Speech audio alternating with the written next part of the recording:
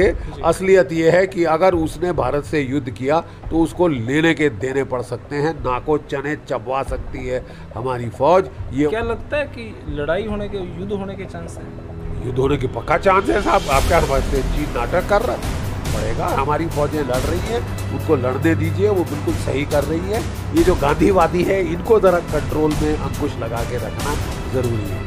नहीं, हम गांधीगिरी नहीं करेंगे, अब गांधीगिरी का जमाना नहीं है। जय हिंद और सारे भैया ने मेरी राम राम। मैं जगदीप शर्मा स्टेप अप जे सर यूट्यूब चैनल पर आपका स्वागत करता हूं।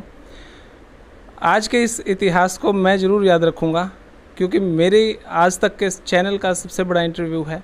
और मैं अभी आया हूं गुरुग्राम, और गुरुग्राम में मेरे साथ मेरा सौभाग्य है, मैं आज जीडी बख्शी हमारे साहब जो रिटायर्ड आर्मी ऑफिसर, सर मेरे छोटे से चैनल पर आपका स्वागत है सर। Thank you sir. कैसे हैं आप? बस भगवती कृपा, आप बताइए। सर मैं एकदम बढ़िया। सर मैं सिर्फ छोटा सा प्रश्न है, मैं ये जानना चाहता हूँ कि भारत और चीन का विवाद क्या चल रहा है सर? देखिए साहब, ऐसा है कि इस साल चीन ने दुनिया को एक देन दी है जिसका नाम है कोरोना वायरस। कोई 20 मिलियन लोग संक्रमित हुए हैं, कोई 1 मिलियन यानी 1 करोड़ के करीब अब मर चुके पूरे दुनिया में, पूरे ग्लोब में। ये चीन की देन है क्योंकि ये कोरोना वायरस है, ये वुहान वायरस है, और ये जो है इसका उदय हुआ वुहान इंस्टीट्यूट ऑफ वायरोलॉजी में, जहाँ ये एक आर्टिफिशियल वायरस तैयार की गई है लेबॉरेटरी में। अब वो कह रहे हैं, कई लोग कह रहे हैं जानबूझ के छोड़ी है, कई लोग कह रहे हैं एक्सीडेंटली रिलीज़ हो गई है। जो कुछ भी है पूरी की पूरी जिम्मेवारी चीन की है। हमने सोचा था कि ऐसे समय में जो चीन है वो थोड़ा उसके तेवर वो मतलब आक्रामक होने के बजाय अपोलोजेटिक होंगे, मतलब कंट्रीशन होगी, लेकिन नहीं, अपने तमाम पेरीफेरी पे जो भी उसके पड़ोसी मुल्क हैं, चाहे जापान हो, ईस्ट चाइना सी में ताइवान हो, साउथ चाइना सी में वियतनाम, इंडोनेशिया, मलेशिया, फिलीपीन, तमाम से वो दादागिरी कर रहा है, झगड़े कर रहा है। और इस साल मार्च अप्रैल मई के महीने में वो अपनी 2 डिविजन्स लेके, जो कि 4th highland motorised division, 6th mechanised division, जो कि शिनजियांग में नॉर्मली तैनात रहती हैं, 1000 किलोमीटर दूर लेके उनको वो ईस्टर्न लद्दाख के बरखिलाफ ले आया। और हमारी जो नई सड़क बनी है दरबुक दौलत बेग ओल्डी DSDBO, जिसको हम रोड कहते हैं, उसको खतरा पैदा करने के लिए साहब, जब वहाँ सड़कें बन रही थी तिब्बत में, सड़क पे सड़क बनी है, क्लास 70 रोड्स बनी है, हमने तो कभी कोई आपत्ति नहीं झाड़ी क्योंकि वो चीन का अपना इलाका बनता था। जब हम अपने इलाके में रोड बना रहे हैं तो चीन को क्या आपत्ति है, क्यों है? ठीक है साहब जी। और ना सिर्फ उसने आपत्ति जलाई, उसने कोई 6 पॉइंट पे इंट्रूजन करने की कोशिश करी। हर साल हम लोग एक्सरसाइज करते हैं वहाँ, इस साल हमने एक्सरसाइज नहीं करी क्योंकि कोरोना का टाइम था, लोग बीमार पड़ रहे थे, तो इसलिए हमने एक्सरसाइज नहीं कही कि लद्दाख के लोगों को बीमारी ना फैले। ठीक है साहब। और इसके चलते इसका फ़ायदा उठाकर चीन ने ये दादागिरी की कोशिश की है। अब बात ऐसी है कि फिर हमने भी चीन को soldier for soldier, tank for tank, gun for gun हमने मैच किया जी। तो चीन झकपका गया और बातचीत का दौर शुरू किया। बातचीत शुरू हुई थी कि 15 जून, जो कि शी जिनपिंग साहब का बर्थडे था, चाटुकारी करने के लिए जो उनके वेस्टर्न थिएटर कमांडर थे, उसने ये क्लैश गालवान घाटी में शुरू किया, जिसके चलते हमारे 21 कर्नल और 19 जवान शहीद हुए, और चीन के वहाँ कोई 60 के मारे जाने की खबर आ रही है। 60 के मरने के बाद तो चीन थोड़ा हिला जी। और उसने फिर बातचीत का दौर शुरू किया, डिसएंगेजमेंट की बात करी, और फिर अपनी वो चालों अटकलों पे आ गया, कहना कुछ, करना कुछ, कथनी और करनी में बिल्कुल 2 अलग अलग राग। तो अब जो है भारत ने पलटवार शुरू किया है। हमने टिट फॉर टैट दिया है, जैसे को तैसा दिया है चीन को। अगर चीन नॉर्थ बैंक में आया तो हम साउथ बैंक में जाके हमने black top, helmet top, Rezang La, Rechin La आदि सारी रिज पकड़ ली। जो भी हाइट्स हैं वो हमारे पास हैं, और जो चीन है वो नीचे ज़मीन पे घाटी में बैठा हुआ है। अगर हम वहाँ से गोले बरसाएं तो चीन की ऐसी तैसी हो जाएगी, खासकर उसकी मोल्डो गैरिजन की। लेकिन लोग ये कहते हैं, आम जनता के बीच में एक ये भी मैसेज है कि चीन की जो सेना है, उसके पास जो गोला बारूद है भारत से ज़्यादा है, तो कहीं ना कहीं चाइना स्ट्रॉन्ग बनता है भारत से। इस बारे में आपका क्या? देखिए, ऐसा है कि असलियत ये है कि चीन का जीडीपी, जी, ग्रॉस डोमेस्टिक प्रोजेक्ट, हमसे 5 गुना ज़्यादा है। चीन का जो क्या बोले, चीन का जो डिफेंस बजट है वो 280 अरब डॉलर प्रति वर्ष है, जबकि हमारा 72 अरब डॉलर है, तो वो 4 गुना ज़्यादा है। लेकिन बात जो लोगों को समझ में नहीं आती, ये आंकड़े सब लोग हमको दर्शाते फिरते हैं, जो बात लोगों की समझ में, जो हमको परोसे गए हैं और जो बात लोगों की समझ में नहीं आ रही, वो ये है कि साहब, चीन जो है उसको अमेरिका के बरखिलाफ देखना है, जापान को देखना है, वियतनाम को देखना है, साउथ कोरिया को देखना है, ताइवान को देखना है, फिलीपीन, इंडोनेशिया, मलेशिया, ये सब को देखना है, सबको उसने छेड़ रखा है। ठीक है साहब, तो हमारे खिलाफ जो वो लगा सकता है वो एट बेस्ट बराबरी कर सकता है। हमारा पलड़ा लद्दाख में हिमालय फ्रंट पे भारी है, हमारी एयरफोर्स उसकी ताकत से ज़्यादा ताकतवर है, हमारी फ़ौज को माउंटेन वॉरफेयर में ज़्यादा तजुर्बा है, हमारी जो है, जो हमारे सैनिक हैं वो कॉम्बैट एक्सपीरियंस्ड हैं, वो लगातार लड़ते आ रहे हैं। चीन की फ़ौज आखिरी लड़ाई 42 साल पहले लड़ी। चीन में one family, single family norm है, मतलब एक एक बच्चा है। एक बच्चा, कौन माँ बाप युद्ध में झोंकना चाहेंगे? सीधा सवाल। जिसका एक ही बेटा है, कौन अपने बेटे को युद्ध में झोंकना चाहेगा?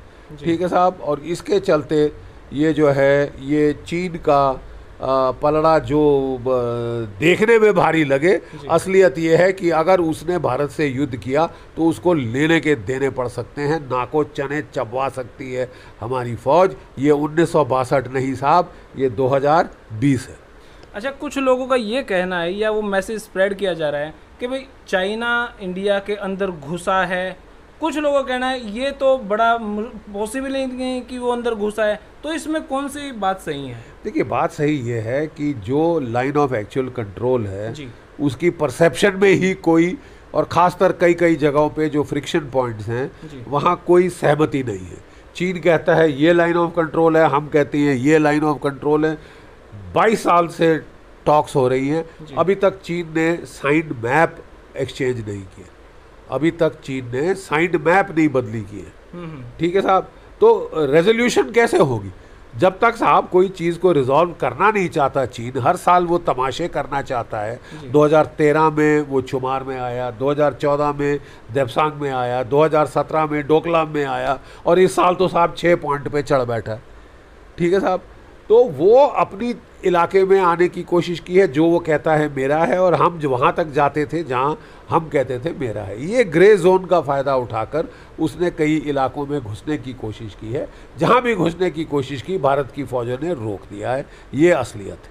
कुछ लोगों का ये भी कहना है कि ये सब लड़ाई अभी 2014 के बाद ज़्यादा हुई, उससे पहले नहीं थी। कहने का मतलब भाजपा सरकार में ज़्यादा हुई, कांग्रेस सरकार में इतना कुछ नहीं था। नहीं, कांग्रेस सरकार ने साहब 38,000 वर्ग किलोमीटर का इलाका अक्साई चीन में वो तोहफे के तौर पे चीन को दे चुके हैं। उनको ज़्यादा बात नहीं करनी चाहिए इस बारे में, क्योंकि जितना इलाका उनके टाइम में गया, 62 का युद्ध कब हारे थे? जब कांग्रेस की सरकार थी। तो ये हमारे में ये हुआ और आप में ये हुआ, ये सब बकवास है। चीन की अब ताकत बढ़ती जा रही है, इसलिए चीन को लगा कि वो दादागिरी कर सकता। वो ये भूल गया कि भारत की ताकत भी बढ़ गई और उसको झटका लगा। क्या 2014 के बाद हमारे पास कुछ पर्याप्त हथियार आए हैं? आपको क्या लगता है इसमें? देखिए, 2014 तक तो 10 साल पहले यूपीए सरकारों ने एक धेले का हथियार नहीं लिया। वो केवल और केवल वीवीआईपी हेलीकॉप्टर खरीदना चाहते थे, जो अमेरिका के राष्ट्रपति ओबामा ने कहा कि मेरे लिए बहुत महंगे, मेरे लिए बहुत महंगे हैं, मैं एक नहीं खरीद सकता।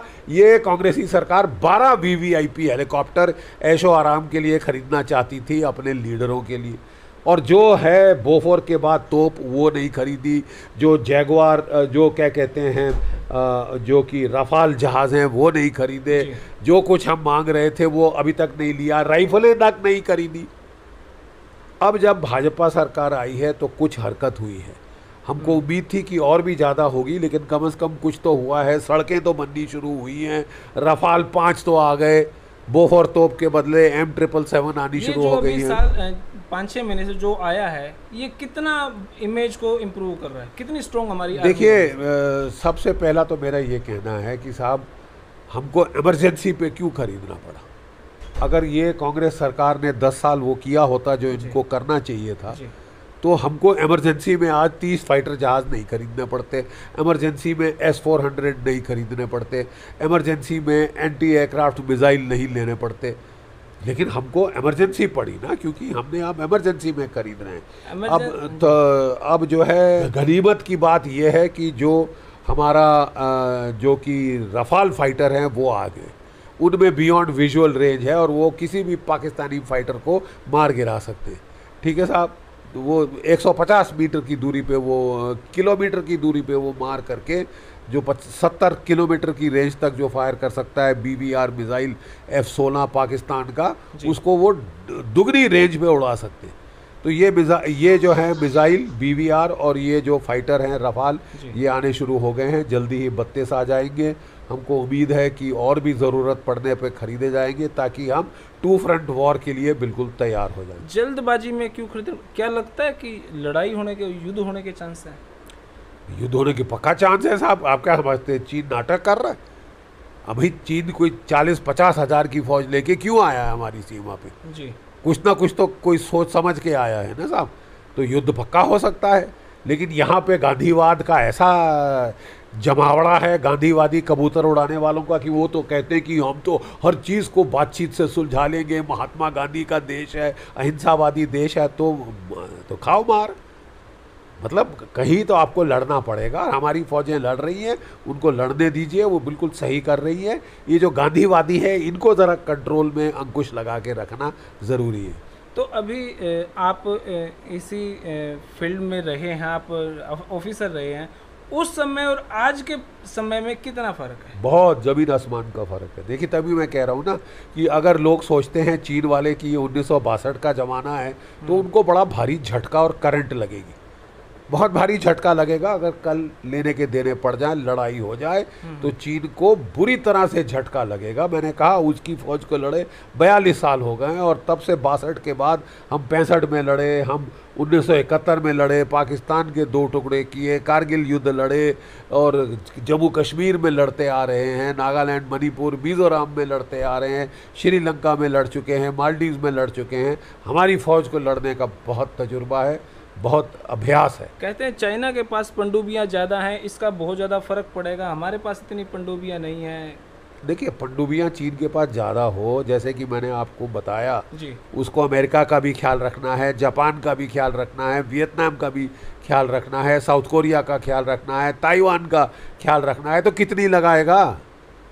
कितनी लगाएगा हमारे खिलाफ? जो हमारे खिलाफ लगाएगा, उससे निपटने के लिए हमारे पास पर्याप्त है। और अगर हम दूरदर्शिता दिखाएं, हम कौटिल्य नीति, चाणक्य नीति दिखाएं, तो हम अमेरिका के साथ अच्छे ताल्लुकात हैं हमारे, जापान के साथ अच्छे ताल्लुकात हैं, ऑस्ट्रेलिया, यूरोप, इज़राइल, रूस, सब के साथ अच्छे ताल्लुकात हैं, और ये सब मिल के चीन को आड़े हाथ ले सकते हैं। अच्छा, एक प्रश्न मेरे दिमाग में था, अजीत डोभाल जी गए थे पाकिस्तान ने, एक नक्शा दिखा दिया, वो मीटिंग छोड़ के आ गए, वो क्या? देखिए साहब, ये जो पाकिस्तान है, जब हमने दिखाया POK जो कि हमारा है, हमने अपना दिखाया, क्यों ना दिखाएं? जी, हमारा हक बनता है, वो हमारी सॉवरेन टेरिटरी है, गिलगिट बाल्टिस्तान हमारा इलाका है, हमने उसको अपना दिखाया है। हमारा दूरदर्शन के जो वेदर बुलेटिन है, वो पाकिस्तान और गिलगिट बाल्टिस्तान के बारे में अब रोज़ बात कर रहे हैं। तो इनसे घबरा कर, सटपटा कर जो पाकिस्तान है, उसने भी अजीब व गरीब नक्शे बनाए हैं, गुजरात को अपना, इसको अपना दिखा रहा है। ये सब महज बकवास है। ये नक्शे कोई बनाना कोई बच्चों का खेल थोड़ी ना। और इसी के चलते गुस्से में वो जो हमारे राष्ट्रीय सुरक्षा सलाहकार हैं डोभाल साहब, वो बिल्कुल भाई बहुत सही किया उन्होंने कि वो मीटिंग छोड़ के आ गए, जहाँ पे इस तरह के अनाप शनाप नक्शे पाकिस्तान दिखा रहा है। दुनिया भर को ना चैन से जिएगा, ना किसी को जीने देगा। खुद तो भूखों मर रहे हैं, गधे बेच रहे हैं, गधे बेचने की कगार पे आ गया है ये मुल्क, और इकॉनमी डूबने वाली है, लेकिन दुनिया के सर के ऊपर दर्द बन के ज़रूर रहना। कुछ लोगों का ये कहना है कि 2024 का इलेक्शन पीओके के ऊपर लड़ा जाएगा, इस बारे में आपका क्या कहना है सर? पीओके रहे तो ना क्या पीओके पीओके रहे मतलब वो अगर हमारा हिस्सा बन जाए तो फिर क्या इलेक्शन का मुद्दा रहेगा। कर रहे हैं अक्साई चीन की बात कर रहे हैं। देखिए साहब, देखते हैं आगे आगे होता है क्या। अभी सब बातें खुल के थोड़ी ना की जा सकती। कुछ तो आपके ऊपर फाउंडेशन होंगी। हाँ, कुछ तो बंदिशें हैं तो, लेकिन देखते हैं आगे आगे। लेकिन आज की होता है क्या कि अगर चीन ने बेवजह पंगे लिए तो उसको नुकसान हो सकता है, मैं इतना ही कहूँ। ठीक है, आम जनता को क्या संदेश देना चाहेंगे? मेरा संदेश ये है कि देखिए, आप आत्मविश्वास रखिए। भारत एक बहुत सशक्त देश है। अब ये 1962 का भारत नहीं है, ये वो भारत है जो पाकिस्तान के 1971 में 2 टुकड़े कर चुका है, सैन्य ताकत पे, बाहुबल पे। और हम बेवजह लड़ाई नहीं चाहते, हम शांति का हर प्रयास कर रहे हैं, जैसे श्री कृष्ण ने महाभारत के पहले किया था। लेकिन अगर लोग हमारे पे महाभारत ठोकना चाहते हैं तो हम अच्छी तरह से जवाब देना जानते हैं। गांधीगिरी में नहीं, हम गांधीगिरी नहीं करेंगे। अब गांधीगिरी का जमाना नहीं है, थैंक गॉड। रोज की रोज मीटिंग्स होती हैं, हाई लेवल पे मीटिंग्स होती हैं, कहीं ना कहीं ये सीरियस मामला है, ये गांधीगिरी नहीं है। ये बिल्कुल सीरियस मामला है। और अगर गांधीगिरी आप अब भी करना चाहते हैं तो आपको किसी पागल खाने का रास्ता देखना पड़ेगा। सर बहुत बहुत शुक्रिया सर, आपका बहुत बहुत थैंक यू। तो भाई ये एक छोटी सी वीडियो मैंने बनाई।